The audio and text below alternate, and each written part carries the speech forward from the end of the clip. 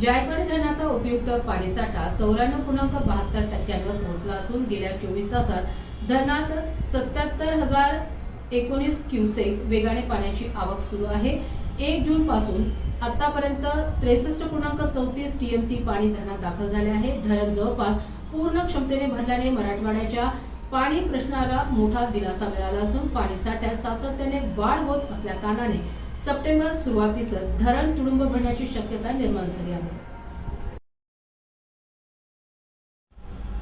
जायकवाडी धरणाचा उपयुक्त पाणीसाठा 94.72% पोहोचला असून गेल्या 24 तासात धरणात 77,019 क्युसेक वेगाने पाण्याची आवक सुरू आहे। 1 जून पासून आतापर्यंत 63.34 टीएमसी पाणी धरणात दाखल झाले आहे। धरण जवळपास पूर्ण क्षमतेने भरल्याने मराठवाड्याच्या पाणी प्रश्नाला मोठा दिलासा मिळाला असून पाणी साठ्यात सातत्याने वाढ होत असल्याकारणाने सप्टेंबर सुरुवातीस धरण तुडुंब भरण्याची शक्यता निर्माण झाली आहे।